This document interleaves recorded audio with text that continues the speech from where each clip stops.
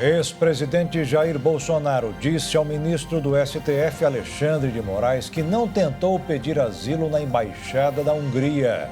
Irmãos Brazão, acusados de mandar matar a vereadora Marielle Franco, são transferidos de prisão. Brasileiros casam mais tarde, têm menos filhos e se separam mais rápido.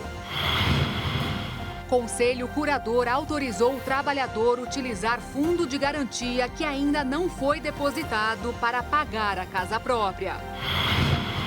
Novo cálculo da ONU é que todo dia o mundo joga fora 1 bilhão de refeições. Tensão aumentou na Venezuela com opositores do ditador Nicolás Maduro pedindo asilo na embaixada da Argentina. Presidentes Lula e da França Emmanuel Macron lançam ao mar o submarino Toneleiro da Marinha Brasileira. E a semana é de aniversário do Bioparque Pantanal, onde os visitantes podem admirar mais de 380 novas espécies em 5 milhões de litros de água. É agora no Jornal das 22.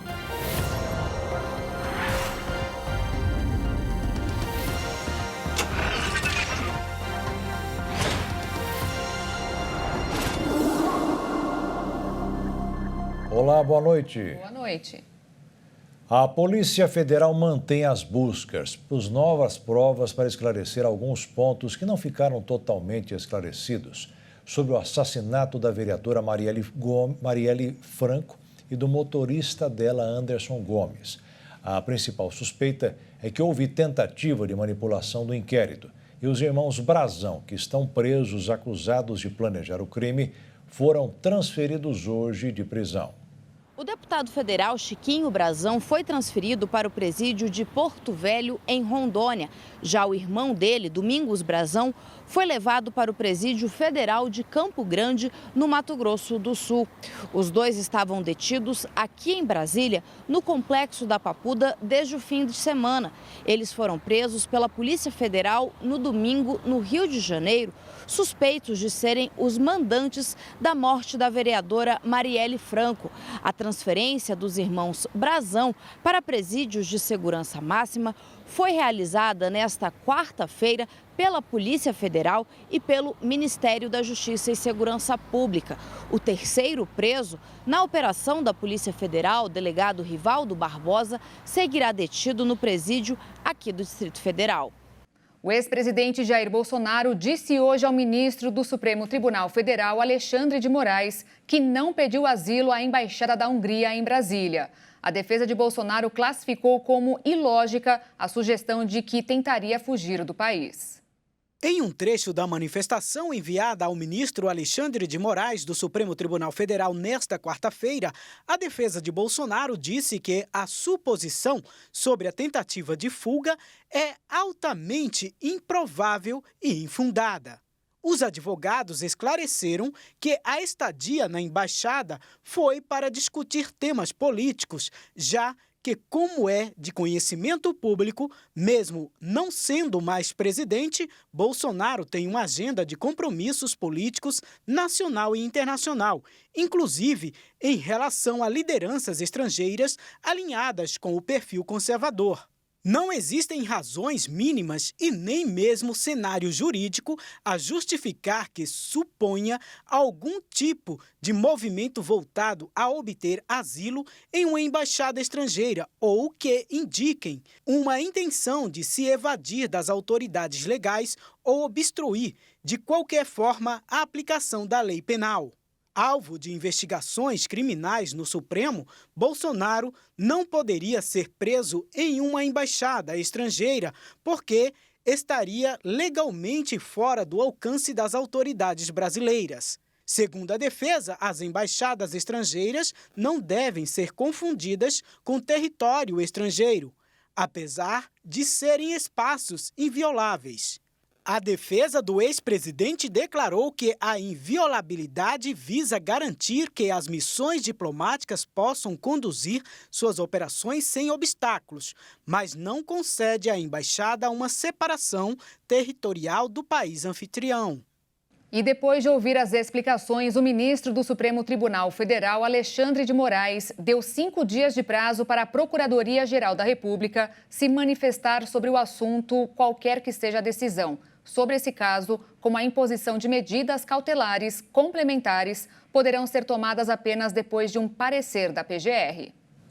E o ex-presidente Jair Bolsonaro foi inocentado no caso da baleia. Ele estava sendo julgado sob acusação de exagerar durante um passeio de jet ski durante o feriado da Semana Santa do ano passado em São Sebastião, no litoral paulista. Ele chegou perto demais e foi acusado de importunar um animal que passava por lá.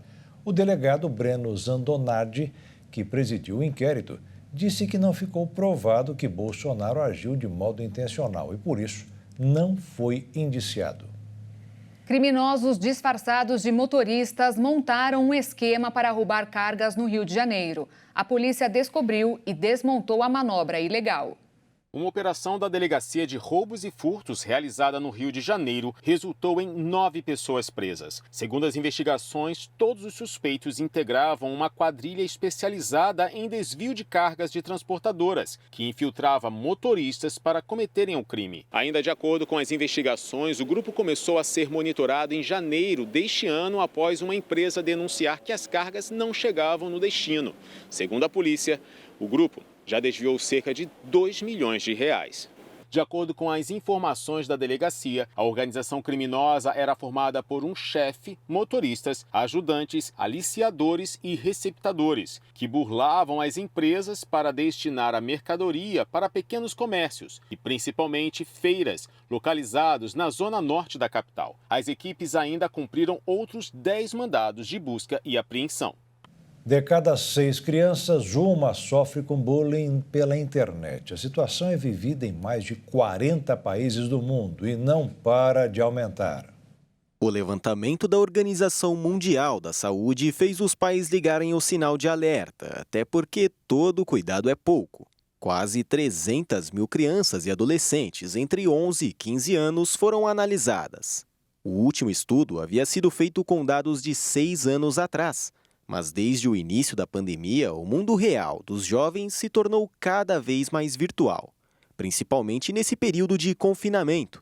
Com isso, as formas de violência pela internet ficaram ainda mais violentas. O novo estudo mostrou que 15% dos meninos foram assediados no meio online pelo menos uma vez, algo que foi ainda pior para as meninas. 16% delas tiveram que lidar com essa mancha em suas vidas. As crianças da Bulgária, Lituânia e Polônia foram aquelas que mais sofreram.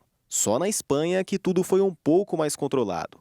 Esse mesmo número gigantesco também foi realidade nos lugares físicos, como dentro das escolas. Vendo assim, até parece que não existe escapatória. Tudo isso por causa de um impacto profundo na saúde e bem-estar de milhares de pessoas, não apenas as crianças. A sensação de tristeza também sobra para os pais, que precisam lidar com essa ferida. Grande parte desses ataques online são causados por aqueles que mais confiam, os colegas. Casos que acabam fugindo do controle dos próprios pais, até porque se existe alguém que eles confiam, são os amigos. Mas o importante é orientar os pequenos sobre os riscos do mundo virtual. Além do cyberbullying, vale orientar para que não aceitem pedidos de amizade e conversas com estranhos. E, além disso, investir em aplicativos de monitoramento. Assim, vão conseguir rastrear tudo aquilo que seus filhos fazem na internet. Esses aplicativos podem ser um grande aliado para manter seu filho seguro. A polícia norte-americana de Maryland encontrou 2 corpos desaparecidos desde a queda de uma ponte atingida ontem por um cargueiro. Estavam dentro de um carro que caiu nas águas. Ainda falta localizar 4 pessoas. As investigações continuam e hoje os mergulhadores recuperaram a caixa preta da embarcação.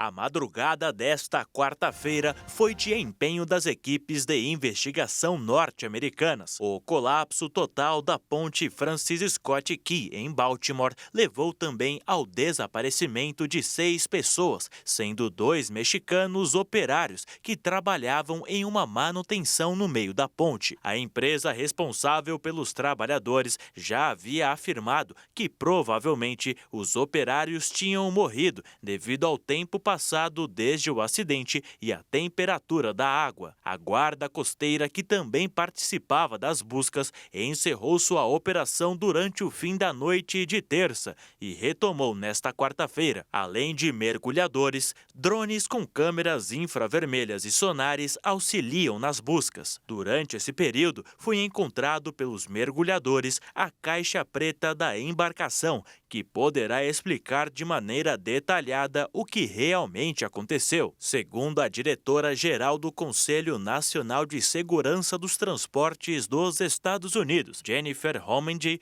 o grupo analisará os dados, inclusive se o uso de combustível impróprio pode ter afetado a queda de energia do navio. Para facilitar o trabalho dos bombeiros, a Autoridade de Transporte de Maryland bloqueou todas as vias na região da ponte. O tráfego naval do Porto de Baltimore também foi suspenso e não tinha previsão para ser retomado. A agência que controla a aviação nos Estados Unidos também restringiu o espaço aéreo e pediu para que drones particulares não sobrevoem a região. Segundo o FBI, não há indicativo de ato terrorista no incidente, nem que ele teria sido intencional. O que se sabe até o momento é que o navio perdeu a propulsão enquanto manobrava para sair do porto. Inaugurada em 1977, a ponte tinha quase 3 quilômetros de extensão e 4 pistas que ficavam cerca de 55 metros acima das águas. A estrutura também contava com uma ponte levadiça que dava acesso ao porto de Baltimore. A ponte Francis Scott Key foi batizada com o nome do autor do poema que deu origem ao hino dos Estados Unidos. E veja a seguir, Conselho Curador autorizou o trabalhador a utilizar fundo de garantia que ainda não foi depositado para pagar a casa própria. E ainda, novo cálculo da ONU é que todo dia o mundo joga fora 1 bilhão de refeições.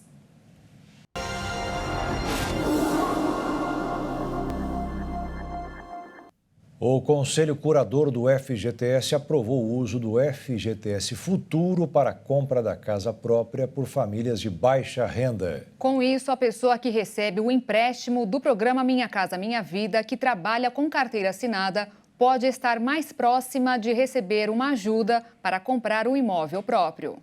O aval do Conselho Curador para essa função do uso do FGTS Futuro é um passo importante, porque regulamenta a medida que já estava prevista em lei.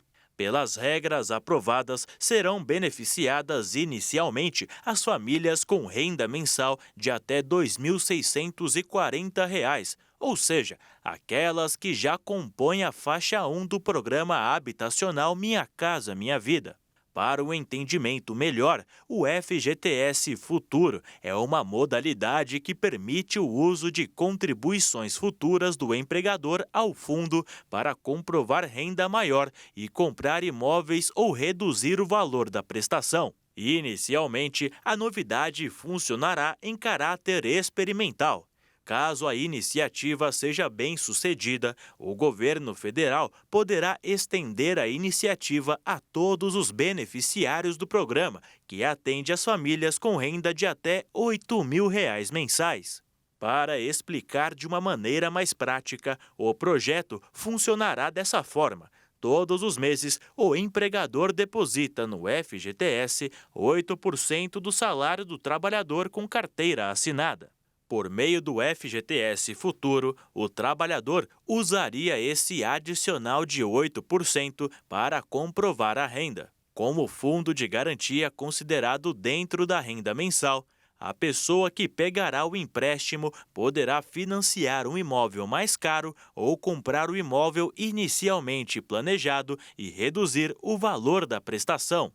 Na prática, a Caixa Econômica Federal repassará automaticamente os depósitos futuros do empregador no fundo de garantia para o banco que concedeu o financiamento habitacional. O trabalhador continuará a arcar com o valor restante da prestação, mas para que realmente se faça valer, agora depende somente da Caixa. Isso porque, para entrar em vigor, a instituição financeira federal precisa aprovar uma série de normas operacionais. Somente 90 dias após a edição das normas, as operações com o FGTS Futuro serão iniciadas. O governo prevê que o FGTS Futuro ajude o trabalhador com CLT a ampliar sua capacidade de renda quando tomar o financiamento habitacional. De acordo com o projeto, caso a pessoa opte por isso, irá assumir 2 contratos. Um original com o valor que ele já teria direito no formato tradicional e outro complementar, só com a parte do FGTS que ele iria ter direito. O Brasil criou mais de 306 mil empregos com carteira assinada em fevereiro. O resultado divulgado pelo Ministério do Trabalho foi 21% maior do que no mesmo mês do ano passado. O bom resultado foi consequência da diferença de demissões e admissões nos setores de serviços, indústria, construção civil, comércio e agropecuária. Nos 2 primeiros meses do ano, o país abriu 474 mil novas vagas no mercado. E no mercado financeiro, os investidores avaliaram os novos dados de emprego, ainda digerindo os últimos dados de inflação acima do esperado e a ata da última reunião do Comitê de Política Monetária. Com isso, o dólar fechou em queda de 0,07%, cotado em R$ 4,97 na venda. E a Bolsa de Valores fechou em alta de 0,65%, aos 127.690 pontos. Pelo menos 1 bilhão de refeições são desperdiçadas diariamente em todo o mundo. Os dados foram retirados de uma estimativa da Organização das Nações Unidas. No mundo todo, mais de 800 milhões de pessoas sofrem com a fome. Acordam e dormem sem ter o que comer. Mesmo assim, o desperdício de comida é enorme em todo o planeta. O número, que ultrapassa a marca de 1 bilhão, fica ainda maior quando convertidos em dinheiro, pois todos os dias $1 trilhão, o equivalente a quase 5 trilhões e meio de reais, são jogados para o alto, ou melhor, colocados dentro de uma lata de lixo. Além da fome, o desperdício de alimentos também faz mal ao meio ambiente, já que o não aproveitamento de comida produz 5 vezes mais emissões de dióxido de carbono do que o setor da aviação e requer grandes áreas de terra onde são cultivados alimentos que não são consumidos. Os maiores culpados pelo desperdício foram os lares, que representam 60% do desperdício, cerca de 630 milhões de toneladas. Já os restaurantes, refeitórios e hotéis foram responsáveis por 28% do total de comida desperdiçada, enquanto o comércio varejista, como açougues e mercearias, descartou 12%. Os lares acabam desperdiçando mais alimento porque, na grande maioria das vezes, compram mais comida do que precisam, além de calcular mal o tamanho das porções e não comerem sobras. Outro problema são as datas de validade, já que existem produtos bons que são jogados fora porque as pessoas entendem incorretamente que estragaram. Os dados do relatório também mostraram que muitos dos alimentos também são perdidos no transporte ou estragam devido à falta de refrigeração.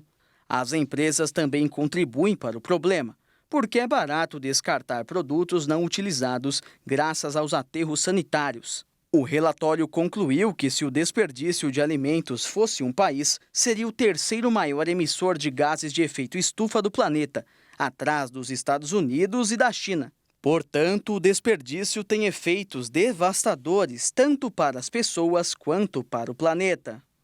A safra 2023-24 de cana-de-açúcar em Mato Grosso do Sul terminou com uma produção de mais de 50 milhões de toneladas. E a perspectiva para o novo ciclo é de que a produção vai continuar aumentando. Com 19 usinas em operação, Mato Grosso do Sul ultrapassou pela primeira vez a marca de 50 milhões de toneladas e meia de produção na safra 2023-2024 de cana-de-açúcar. 2.100.000 toneladas foram destinadas ao açúcar e 3.700.000 litros para o etanol.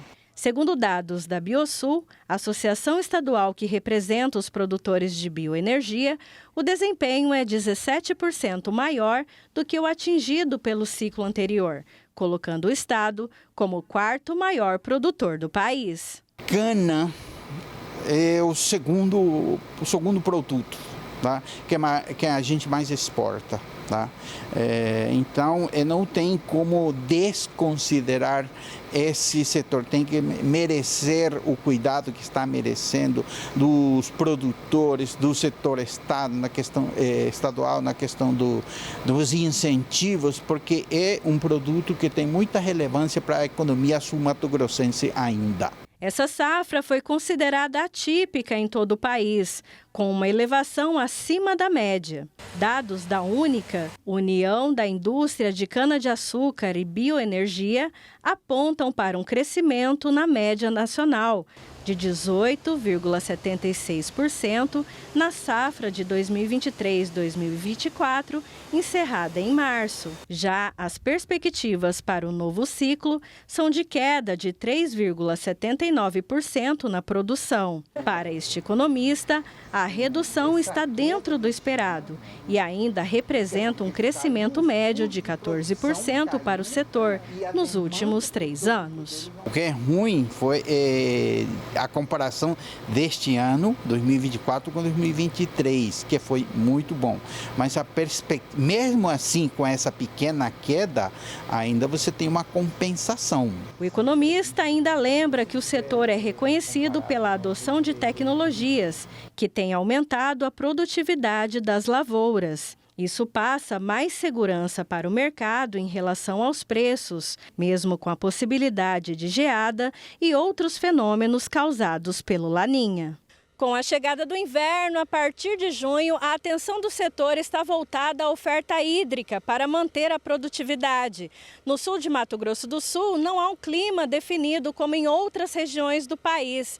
Há anos em que a estação vem rigorosa e seca. Em outros, fica quente e tem mais água. Essa incerteza sempre deixa quem produz em dúvida sobre a necessidade de um sistema de irrigação por gotejamento. Diante da demanda do setor, a Embrapa Agropecuária Oeste desenvolveu uma pesquisa com 4 variedades de cana-de-açúcar mais plantadas no estado, para avaliar a produtividade quando há um trabalho de irrigação suplementar. As respostas foram boas e podem resultar em ganhos quando aliadas às práticas de manejo para melhorar a infiltração, armazenamento e acesso da cultura à água. Tivemos um incremento de produtividade que variou de 17 até 43 toneladas de colmos por hectare a mais nas áreas com irrigação. Então, isso mostra a viabilidade nesses anos que você tem um déficit hídrico, e muitas vezes o técnico ele não tem a percepção no campo que a cultura da cana, ela está sofrendo déficit hídrico, porque a gente tem períodos curtos de veranicos ou de estiagem em alguns meses, mas se você pegar, por exemplo, um canavial que está desenvolvendo ali no mês de outubro, novembro, que ele tem uma demanda hídrica de 5, 7, até 8 milímetros de água por dia, e você tem um período de 10, 15 dias, e esse solo, por algum motivo, uma prática inadequada ou característica de solo arenoso que tem baixa capacidade de retenção, você vai ter, ao longo do ciclo de um ano, vários pequenos períodos de déficit hídrico. Somados esses períodos, eles afetam o desenvolvimento e a produtividade da cana. Os levantamentos da Embrapa são direcionados a partir de demandas do setor produtivo e discutidas periodicamente em seminários como esse, que acontecem há 9 anos. Sempre esses seminários, os temas, eles são fixos e eles ocorrem numa época que antecede a operação no campo, para que tenha a possibilidade dos técnicos virem ver as novidades trazidas pelos pesquisadores, cases de sucesso que possam ser discutidos, e aí ainda dá tempo para o planejamento, para a tomada de decisão, para mudar eventualmente, fazer algum ajuste fino da programação dentro das unidades de produção. Outra plataforma que a gente tem, que é mais recente para entregas de resultados, é a participação da Embrapa e parceiros na Expocanas MS. A Expocanas MS, esse ano de 2024, vai ocorrer na data de 10, 11 e 12 de abril. E lá a gente tem uma unidade demonstrativa de condição permanente, onde a gente demonstra as práticas e tecnologias, né, nem todas, mas a gente normalmente elege um tema. Esse ano nós vamos estar muito focados aí na questão da construção da fertilidade do solo no perfil, demonstrando quais as práticas e o resultado dessas práticas. E veja a seguir, brasileiros casam mais tarde, têm menos filhos e se separam mais rápido. E ainda, a tensão aumentou na Venezuela com opositores do ditador Nicolás Maduro pedindo asilo na embaixada da Argentina.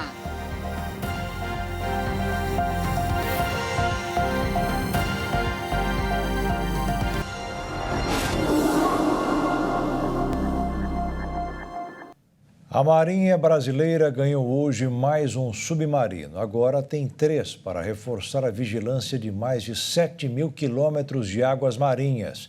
A próxima etapa será uma embarcação com tecnologia nuclear. Em Itaguaí, no Rio de Janeiro, o presidente Lula e o presidente francês Emmanuel Macron batizaram e lançaram ao mar um submarino construído no Brasil com tecnologia francesa. A parceria entre os dois países foi firmada em 2008 e tem um orçamento de 40 bilhões de reais.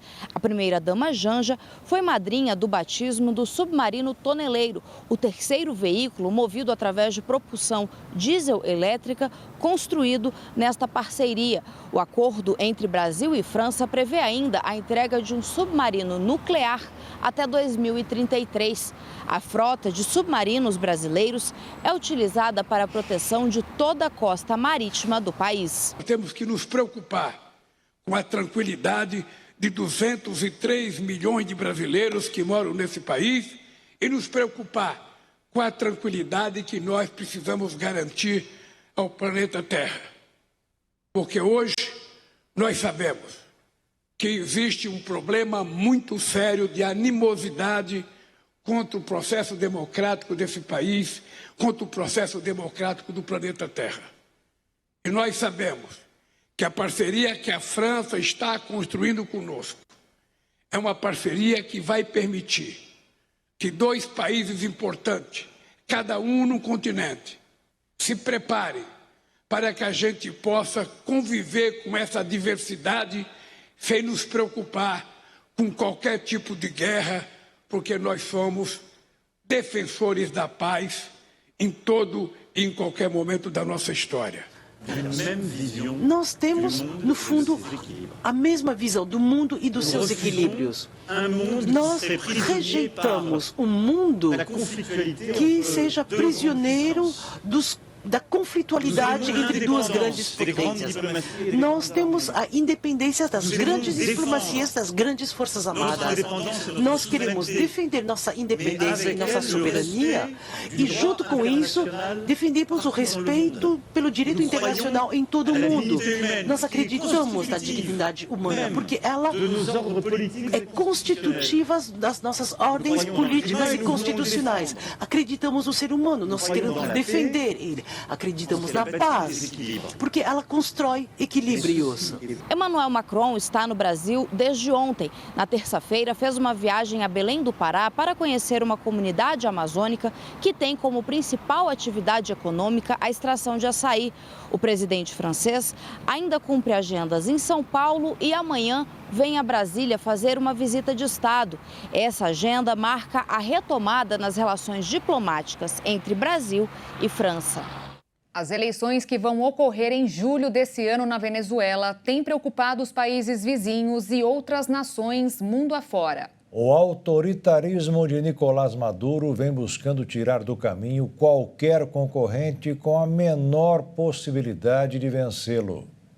A coligação de oposição a Maduro na Venezuela conseguiu finalmente inscrever na terça-feira um candidato para as eleições presidenciais de 28 de julho, o ex-embaixador e cientista político Edmundo González. Mas a líder oposicionista Maria Corina Machado, que está inelegível, acusa o presidente Nicolás Maduro, que procura um terceiro mandato, de ter escolhido seus rivais. O Brasil manifestou nesta semana preocupação com o processo eleitoral na Venezuela. Embora a data limite de registro tenha inspirado na segunda-feira, à meia-noite, o Conselho Nacional Eleitoral finalmente concedeu um prazo à oposição e concordou em registrar González. Abrigados desde a última segunda-feira na Embaixada da Argentina em Caracas, os 6 opositores do governo de Nicolás Maduro agradeceram publicamente nesta quarta-feira a gestão de Javier Milei por tê-los recebido. Na terça, a administração argentina denunciou um corte no fornecimento de energia à embaixada, incidente que alimentou a tensão já crescente entre a Venezuela e o governo de Milei. Segundo a imprensa argentina, citando fontes da chancelaria e da Casa Rosada, os dirigentes oposicionistas estão na representação diplomática do país. Um 6º nome permanece sem identificação. Todos têm contra si ordens de prisão expedida pelo regime de Maduro por ações violentas, terrorismo e desestabilização do país.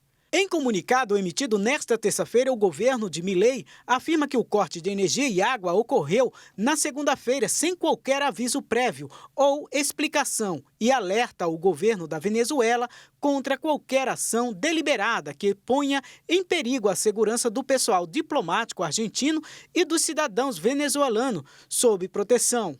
Fontes do Ministério das Relações Exteriores da Argentina afirmam que eles permanecem sem luz e água e que os fuzis de eletricidade também desapareceram. 3 pessoas morreram no sul da faixa de Gaza após uma série de bombardeios aéreos israelenses. Os ataques acontecem mesmo após a Organização das Nações Unidas aprovarem um pedido de cessar-fogo imediato no território palestino. Uma bola de fogo iluminou o céu da cidade de Rafah na noite de ontem. Esse ainda é o único centro urbano de Gaza que as forças terrestres israelenses ainda não invadiram. Mas com esses ataques, parece que esse fato não vai durar muito tempo. Um perigo para essa região que abriga quase 1,5 milhão de pessoas. Muitas delas lutam contra a fome. Dessa vez, algumas morreram. E segundo o Ministério da Saúde do país, outras 12 pessoas ficaram feridas. As explosões também foram sentidas no norte de Gaza. Quem estava por lá afirmou que as explosões foram barulhentas e causaram nuvens de fumaça que cobriram o local. As forças de Israel também cercaram 2 hospitais, um perigo para as milhares de pessoas que estavam por lá na tentativa de sobreviver, mas que agora estão com suas vidas em jogo. Mas Israel justificou tudo, afirmando que fez isso porque haviam terroristas por lá. As ações apenas mostram que o país não cumprirá com o cessar-fogo imediato aprovado pelo Conselho de Segurança das Nações Unidas nessa última segunda-feira. O texto também estabelece um aumento do fluxo de ajuda humanitária e libertação de reféns capturados pelo Hamas durante o primeiro dia de ataques. Mas enquanto isso não acontece, quem sofre é a população. Mais de 30 mil palestinos foram mortos nas ofensivas israelenses, além de outros milhares que ainda não foram encontrados sob os escombros. E se os ataques não tiverem uma pausa, esse número nunca vai parar de subir. O número de nascimentos no Brasil caiu pelo 4º ano seguido e atingiu o menor patamar desde 1977. Em contrapartida, o número de casamentos cresceu pelo 2º ano seguido e ultrapassou a marca de 970 mil em 2022. Os dados foram divulgados nesta quarta-feira pelo IBGE. O brasileiro continua realizando matrimônios frequentemente. Os dados mais recentes do censo mostraram que o número de casamentos em 2022 foi 4% maior do que os 932.502 registrados em 2021. A explicação pela pequena alta é que em 2022 a população já estava vacinada e as medidas de restrição para conter a Covid-19 já haviam sido flexibilizadas. Por esse motivo, o número de cerimônias matrimoniais aumentou. Mesmo com o avanço, a quantidade de casamentos não superou a média dos 5 anos anteriores à pandemia, de pouco mais de 1 milhão de registros anuais. Em 2022, apenas nos meses de abril, julho e setembro, o número de registros de casamentos civis superou o número observado no mesmo mês de 2019. Nos 4 anos em questão, o mês de dezembro permaneceu como o de maior número de registros de ocorrência dos casamentos civis. De acordo com o IBGE, a região sul do país foi a que mais aumentou o número de casamentos. Em relação à idade em que os casamentos aconteceram, a diferença média no momento da união foi de aproximadamente 2 anos. Segundo os dados, os homens se casaram em média aos 31 anos e as mulheres aos 29. As regiões Nordeste e Sul registraram as menores taxas do país, 5 casamentos por cada 1.000 habitantes, enquanto o Sudeste e o Centro-Oeste tiveram média de 7 casamentos por 1.000 habitantes. As 2 cidades mais casamenteiras do Brasil estão no Pará: Sapucaia, que possui 111 casamentos a cada 1.000 habitantes, e Abel Figueiredo, com 71 casamentos a cada 1.000 habitantes. Embora as uniões matrimoniais tenham aumentado, o número de nascimentos caiu pelo 4º ano consecutivo. Ao todo, foram 2.540.000 crianças nascidas em 2022, uma diferença de mais de 90.000 nascimentos do que os registrados em 2021. O total de nascimentos em 2022 também ficou 11% abaixo da média dos 5 anos anteriores à pandemia, e a região Nordeste foi a que mais diminuiu os nascimentos em relação a 2021.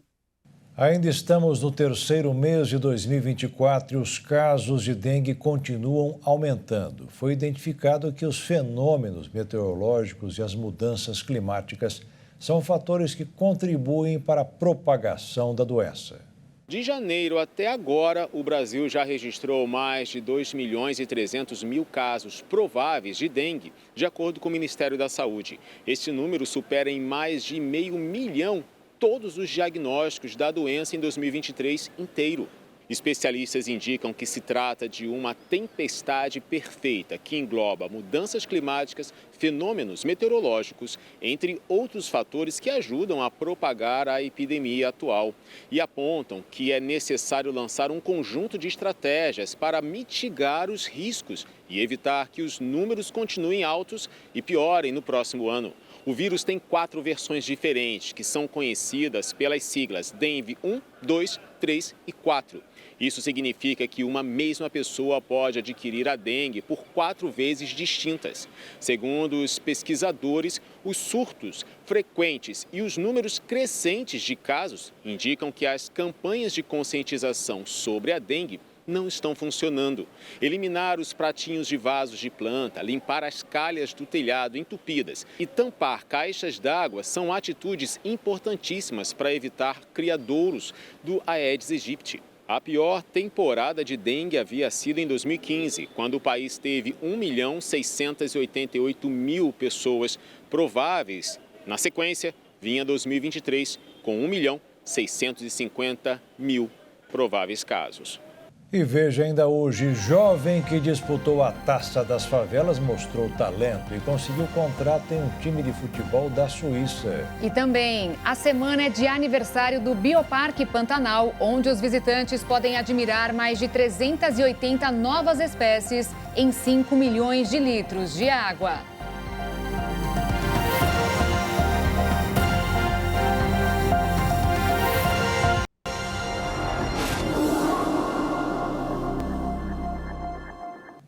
Um jovem que participou da tradicional Taça Nacional de Futebol das Favelas, disputada todo ano em São Paulo, conseguiu realizar um sonho. O seu talento foi acompanhado de perto por agentes internacionais e ele conseguiu uma vaga para jogar em um time europeu. Marcelinho Scarpino, zagueiro da seleção do Espírito Santo na Taça das Favelas, foi um dos protagonistas da campanha que levou o time capixaba à final do torneio. A revelação, de apenas 18 anos, morava com a família no bairro Aparecida, em Cariacica, no Espírito Santo, e sonhava com uma chance no futebol profissional Pois é, após a ótima atuação no campeonato, Marcelinho foi notado por olheiros do futebol europeu e fechou o contrato com o Unione Esportivo Olímpia 1963, time da terceira divisão do futebol suíço. Atualmente, o zagueiro já atua no elenco e recentemente marcou seu primeiro gol com a camisa do novo clube. Em entrevista, o jovem disse estar realizado, destacou as dificuldades e pontos em que teve que se adaptar com a ida para o futebol europeu. Marcelinho ressaltou também a importância de estimular os jovens de periferias a ingressarem no esporte através de exemplos como o da Taça das Favelas. Para ele, é importante não só como instrumento de inclusão social, como também para promover visibilidade aos atletas. A Taça das Favelas é realizada pela Central Única das Favelas do Espírito Santo e teve sua primeira edição em 2012. Para o presidente do Instituto, Gabriel Nadip, a conquista de Marcelinho representa bem o objetivo do torneio. O Ministério Público da Espanha pediu que o ex-presidente da Federação de Futebol, Luís Rubiales, seja condenado a 2 anos e meio de prisão. Durante as comemorações pela conquista da Copa do Mundo Feminina em agosto do ano passado, ele deu um beijo na jogadora Geni Hermoso sem o consentimento dela e depois pediu para ela depor em seu favor. Pelo que é considerado agressão sexual, Rubiales seria condenado a 1 ano e pela coerção a mais 1 ano e meio de prisão. Rubiales também foi proibido de se aproximar de Hermoso e de tentar se comunicar com ela pelos próximos 7 anos e meio. A Justiça espanhola está ouvindo depoimentos para a investigação que pode levar o ex-dirigente a julgamento. Atualmente, Rubiales está fora da Espanha porque também enfrenta outro processo envolvendo corrupção durante seu mandato da Federação Espanhola, pelo qual também pode ser preso. Mas ele garantiu que vai voltar ao país nos próximos dias. 27% das crianças e adolescentes brasileiros sofrem com dores em ossos, ligamentos e músculos. Os desconfortos que não possuem um diagnóstico específico são chamados de dores músculo-esqueléticas.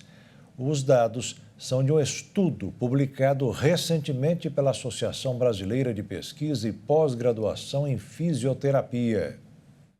A conclusão foi obtida após uma pesquisa que envolveu mais de 2.600 crianças e adolescentes com idade média de 12 anos e que estudam em escolas públicas e privadas de Fortaleza, no Ceará, Itu, Salto e São Sebastião, em São Paulo, além da própria capital paulista. Durante o processo, os participantes responderam a um questionário com perguntas sobre a ocorrência de dor no corpo, capaz de causar impacto em sua vida cotidiana, como faltar na escola e impedir de realizar atividades esportivas no dia a dia. Entre esses jovens, mais de 700 relataram ter sentido dor músculo-esquelética, incapacitante nos 30 dias anteriores. As costas foram a parte do corpo mais citada, seguida pelas pernas e pelo pescoço.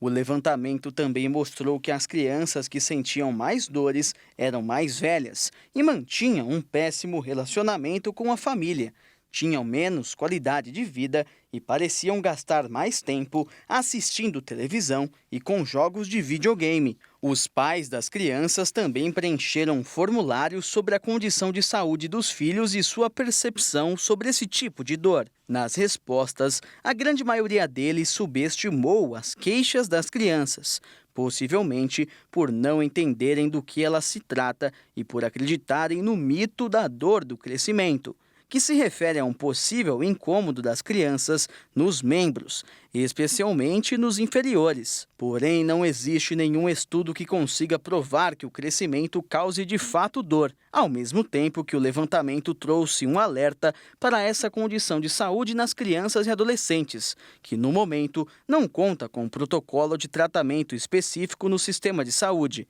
Esses números, de acordo com os especialistas, mostram que precisaremos cuidar da população jovem se quisermos diminuir as dores crônicas nos adultos.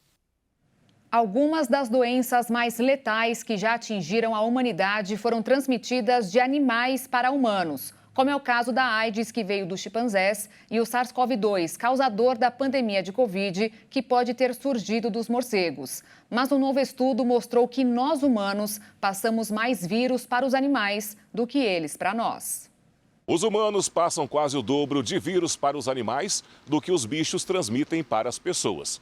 Pelo menos é isso que aponta um novo estudo científico publicado essa semana em uma revista especializada. Ao observarem 12 milhões de genomas virais, pesquisadores detectaram quase 3.000 exemplos de vírus que pulam de uma espécie para outra.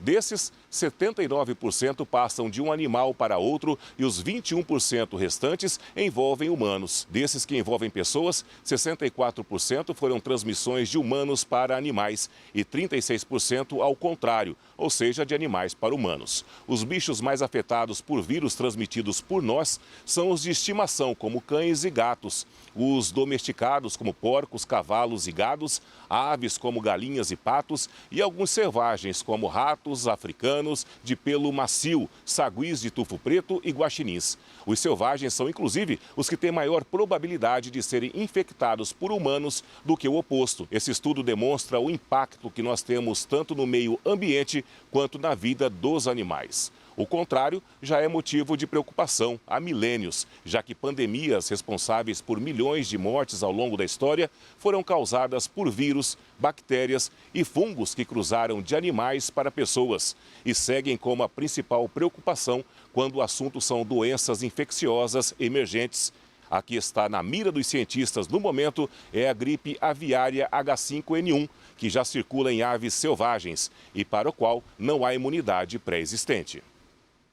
Os dinossauros estão muito na moda em uma cidade brasileira, Uberaba, Minas Gerais. O local é completamente rico em fósseis dessas feras do passado. E agora foi reconhecido oficialmente por esses quesitos pela Organização das Nações Unidas na Rede Mundial de Geoparques. O mundo agora vai conhecer Uberaba. Com o título concedido pela Organização das Nações Unidas para a Educação, a Ciência e a Cultura, a Unesco, o local se tornou o 6º geoparque do Brasil. Isso significa que o local teve sua área geográfica definida, promovendo a proteção e valorização do patrimônio. Somente a Unesco pode reconhecer isso, e a importância é grandiosa, mas não foi tão difícil de chegar nessa posição. A relevância geológica é imensa. São 800 fósseis registrados no município. Não é à toa que Uberaba foi apelidada de a Cidade dos Dinossauros. Foi de lá que saiu o primeiro ovo fóssil descrito no Brasil. Além de que também foi lá que o maior dinossauro do Brasil viveu. Eram 14 metros de altura. O anúncio feito em Paris, na França, mostra que o local deve ser explorado, até porque é rico em história e, além de tudo, conservado como patrimônio histórico e natural. A administração municipal afirmou que a inclusão de Uberaba na lista vai trazer diversos benefícios para a cidade e para o estado. O turismo será impulsionado, além do desenvolvimento da economia e do empreendedorismo local. Agora, além do bolso, a nossa cultura e a educação também vai continuar enriquecendo. O maior aquário de água doce do mundo está em festa. O Bioparque Pantanal está completando 2 anos de funcionamento e já recebeu mais de 730 mil visitantes. Projetado por um dos maiores nomes da arquitetura brasileira, o Bioparque tem a marca de Rui Otaki. É uma obra ousada, inusitada e exuberante, como o Pantanal, onde água e vegetação se entrelaçam, formando um mosaico do saber e estética do conhecimento. Em 21 mil metros quadrados de área construída, mais de 5 milhões de litros de água e 239 tanques, o Bioparque Pantanal abriga 382 espécies de água doce. Algumas chamam mais a atenção, como as arraias, os axolotes e as cobras. Essa é a nossa embaixadora da conscientização ambiental, é a jiboia Rachel Carson, que nós batizamos em homenagem à norte-americana, que foi considerada a precursora da educação ambiental, a mãe da conscientização. Então nós trouxemos ela porque ela foi apreendida do circo, né? Que é proibido no nosso estado através de lei estadual. Então ela veio para nós fizemos toda uma ambientação, fizemos um recinto que tivesse todas as características necessárias para poder garantir a saúde e o bem-estar dela. E ela está aqui para fazer esse trabalho de conexão, de engajamento com os nossos visitantes e educação ambiental. Porque ela é um animal que não pode ser reinserido na natureza, porque ela perdeu os instintos naturais dela por conta de estar realizando atividades circenses e também por ser um animal exótico, é uma jiboia amazônica. Os números são impressionantes. O Bioparque Pantanal já recebeu mais de 730 mil visitantes, vindos de todos os municípios do estado e de 129 países. É, sem dúvida, o principal atrativo turístico de Campo Grande. Aquele turista que eventualmente vinha só de passagem, hoje ele fica mais um dia aqui em Campo Grande e tem esse reflexo positivo socioeconômico para a capital. Desde a inauguração, a pesquisa é um dos pilares do empreendimento. Dentro do Bioparque, há vários espaços para o desenvolvimento de projetos e o intercâmbio de experiências entre universidades. Um deles é o Centro de Conservação de Peixes Neotropicais. É um espaço voltado para a reprodução de peixes, né?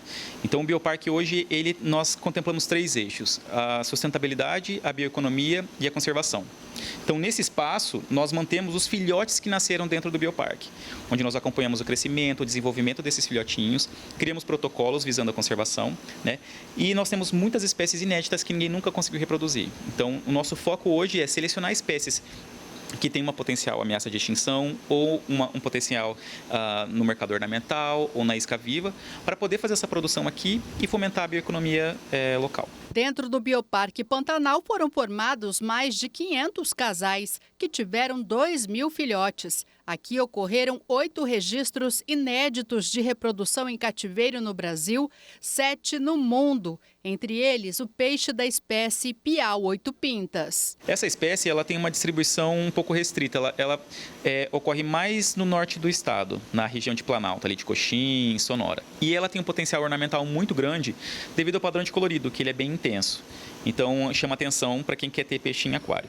Mas, ao mesmo tempo, ela é uma espécie também que serve como isca viva, né? Então, assim, a gente trabalha pensando na bioeconomia dos produtores, isso é uma parceria com a UEM Jequitauana, e na parte de espécies ornamentais, né, visando a exportação desses peixes para o mundo afora.